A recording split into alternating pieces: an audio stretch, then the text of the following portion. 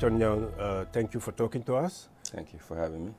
You are a writer, a social entrepreneur, a farmer, and a public talker, a speaker. Um, these days, we have seen, uh, a lot of boats capsizing in the Atlantic Ocean, filled with youth, African youth, trying to reach Europe. We also have seen some cases of human rights violations in Tunisia concerning migrants from Africa, sub-Saharan Africa. What take should we have on this? Well, the issue of migration for our young people is not a new thing. We've been talking about it for years. And it's not only in Africa, but I've seen it all over across the emerging countries. There are countries that there's the lack of hope, such as Mexico, in Latin America, it is the same. And it's very unfortunate for us in Africa that we still talk about this issue for many, many, many years without finding the solution to these issues. Because if you have a country or a continent, then that the main goal of the young people is to flee the country, is to leave the country. That is a serious issue. Because it should have been the opposite. We have all it takes to give hope to our young people in our countries. I've talked about this, I've written about it. This is why when I came back home in Africa, I decided to focus more in empowerment with young people, to focus more on skills training with young people, especially rural young Africans, in the farming sector, in the technology sector, in women empowerment. I focus more on how we can help these young people to equip themselves with tools to create jobs and then help them have financial literacy, financial freedom. Because if people live in a country, go to school or don't go to school, but if they go to school, have the degrees that they need, and they get out, they see their families 30 years old to 40 years old, you still cannot find a job to support your family. You have no other way but to try to flee your countries. Myself, Right. I had to leave the country to And come to the United States to make it here.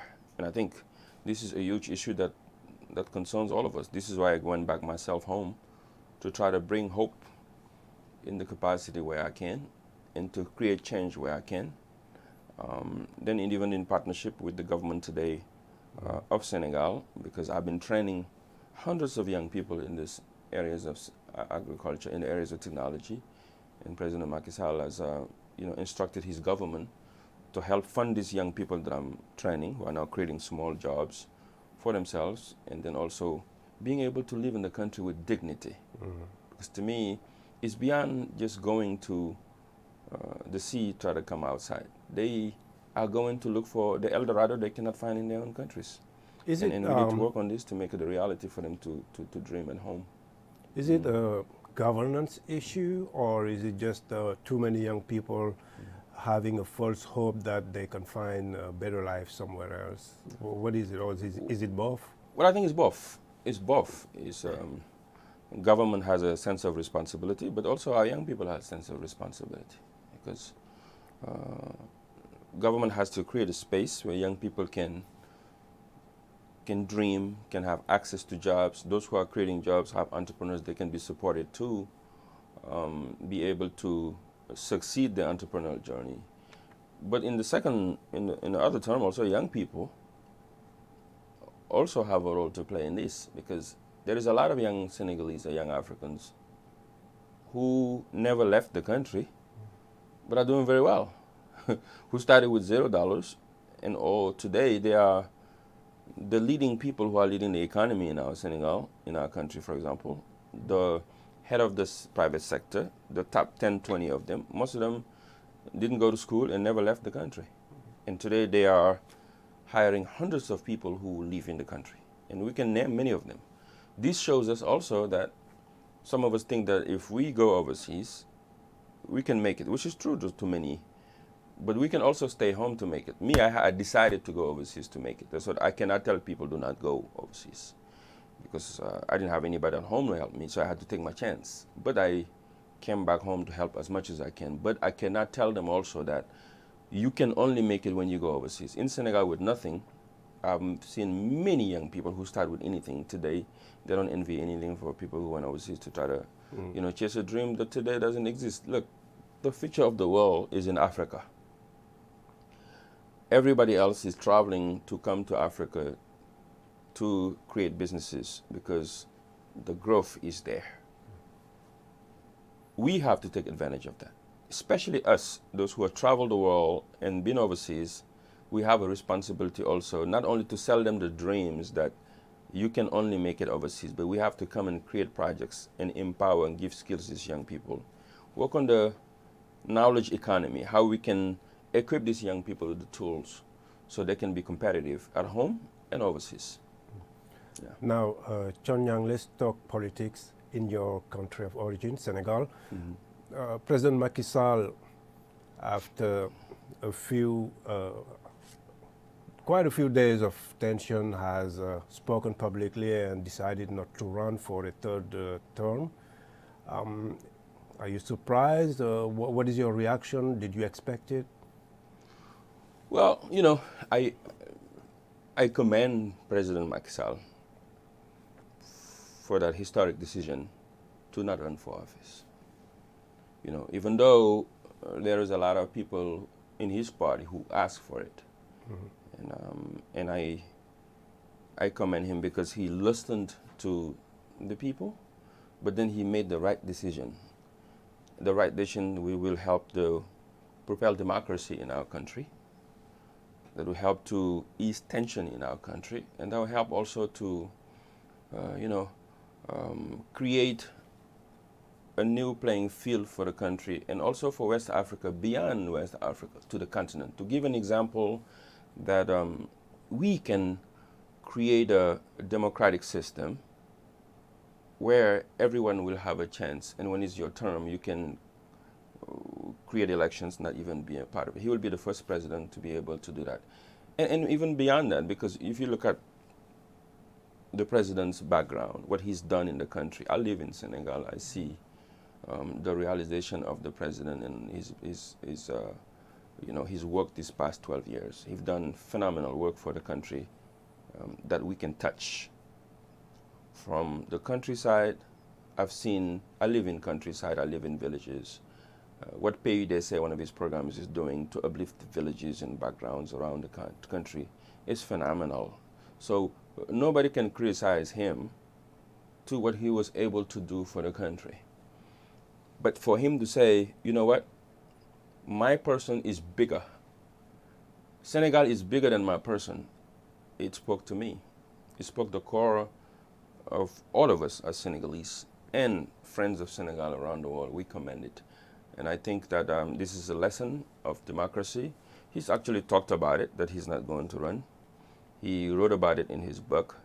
Even though a lot of people thought he was going to do it, he came back to reinforce to us that Senegal is bigger than my only person. And this spoke to me, so I cannot do anything but commend him. And I met with him a few days ago, and this is one of the first things I told him, that he's done something that's going to go down to history, that not only for Senegal, but for the continent and its diaspora. But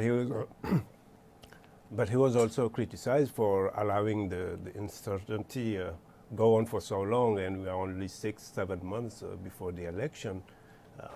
On the human rights issue that some think is a big issue for him, or at least the deadly repression before his announcement, is it something that that's going to stay as a stain on his legacy? Well, listen, that I'm not a judge. I'm not a jurist. I'm not an official who can decide what is going to happen to who and who. I'm a citizen of the country, and I can appreciate what the president decided not to run. What does it mean for the country? Now, there's a lot that's been happening these past few years. We all see, and he said it himself, and the international community has said it too. There is investigation that's being made, that's being done around the country, and we wait for this official investigation that will allocate, or that will put in the responsibilities for anybody who played the responsibilities towards those things. And I think as a citizen, that's all we can do, is to observe to see what are the real repercussion of what happened and who is responsible for those things. And I hope the justice will play its part. So as a citizen, that's all I can say towards what's going on with that. Now, President Macky Sall not running in 2024, does it open up the field? Does it allow more opportunity for people like yourself? Are you planning on jumping in? Well, look, it definitely opened the door for many people. You can see right now, there's more than 30 candidates already in the country. People otherwise wouldn't have run. They were coming out to run for office, which is good for the country. It's good, healthy democracy. Because everybody that is citizen for the country, children of the country, should have if they think they can serve the country, should have the opportunity to participate. As far as me, I'm in Washington. This is one of the reasons why I'm here doing some meetings. I've received a lot of pressure. I receive a lot of people messages and locally asking me to run democracy. Locally, internationally, the diaspora, but also friends of the country, the United States. A lot of friends here that I'm meeting with today and tomorrow, but also different countries. And I'm doing this tour to listen to people to see what will I decide to do. In the meantime, I'm just listening, talking to the right folks in the Middle East, here in Europe, and all friends of the country. But most importantly, in my country, in the countrysides, the youth, the women, and to see what can we do to bring our contribution to the future of our country. If we think and we believe that we getting involved can advance the future of our country, can create a better quality of life for our people, can give hope to young people, can create a country that anybody can come and compete. Anybody can be born and be proud to the Senegal dream that we can create. Then if I think I can bring that to the country, I will definitely run. But if I think that it is not the time, I will support the people that I think will embody that that ideal, that of my dream for the country. My dream that any woman will have access to decent life and quality of life, that any farmer will be able to farm and be proud to be a farmer. Any young person can. This is why I just did this amazing partnership with the UNDP, the largest bilateral, development organization in the country, in the world, to train 25,000 young people in cybersecurity in the continent. We just signed starting the first pilot project in the continent. 24 countries involved with these young people, and it will go to 25,000 young people in cybersecurity. This will give access to these young people to work for the world. This is what India did. This is what Asia has done with the United States around the world. And we have to be able to equip these young people with what they can deliver and have dignity, have access to jobs and quality of life. So you talk a lot about agriculture. Do you think that can turn the tide for Africa, for Senegal? Because a lot of young people don't think agriculture is a big career, or they can make a career out of it.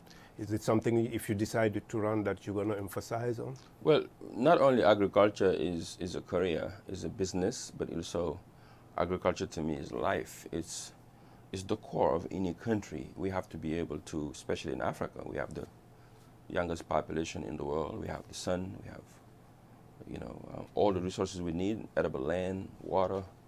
We should be feeding the world. And until now, we're waiting for Ukraine issues. Right now is going through what's going on, and we're going through it because we don't have access to the wheat that we need. We're waiting for rice in Asia, many countries in small cities like Bali and stuff, and China sending us Vietnam rice to eat. To me, if we put agriculture in a cornerstone of our developmental structure or project that we're putting on, we can solve a lot of issues. The first is we would be able to solve the issue of self-sufficiency for food, but also job creation, which is our biggest problem. This is why these young people are taking the roads. And then we can build the rural areas of our continent, because the problem is everybody is leaving the village to go to the cities to look for jobs. This is bringing violence, it's bringing now security issues, it's bringing all of this dense capacity of people that are living in different neighborhoods that's like, if one house is going to be 100, 200 people, all those things, disease, whatever. But if we're able to build the countryside through farming, like they did in the United States, in Canada, and everywhere else, in Netherlands, people will be happy to live in countrysides. Then you can bring the quality of life in people. You can build good schools in those villages. You can build, police stations. You can build fire stations. You can build now, quality of life where people can be able to be proud to be farmers. Because today, if you say in Africa you're a farmer, they allocate that with poverty. And I want to change that. This is what I've been working on this past 10 years with Jeff Zone. And thankfully, young people are coming to these stories because they're coming from around the world, the diaspora, and even leaving the cities to come to find me in those villages to be inside the agricultural fight that we put on. The second thing, not only agriculture, but it's technology. I've done an agriculture school, but I did a Give One project, Digital Skills Academy, because I know if we train them in cybersecurity, in data, in AI today, they can fill in the jobs that's needed. But if we fail to give them that knowledge, to prepare them, Africa will be in the same way we are today. People are going to be coming out in this technology. We'll be just downloading and downloading and downloading, but we don't create anything that the world can use. We cannot create any jobs. India understood that. So they invested in education, they invested in science and technology, and today, India's economy is doing pretty well. South Korea is doing pretty well. They're competing in the United States. They're competing everywhere. Everybody's taking their jobs from America right now. They are working with the Indians from applications like WeWork and Fiverr and etc. If I'm able or we able to equip our young people with the skills and technology, they can now even work for American companies to gain more money, more capital while they're living in Africa. If we can combine the two, the UNDP understood that. That's why they coming at me. We signed this partnership together to focus on those two and make it a huge project, 25,000 young people around the continent in 24 countries from West and Central Africa. This will be able to not only change the narrative of these young people, but the course of history for our continent. Thione Niang, thank you. Thank you very much for having me.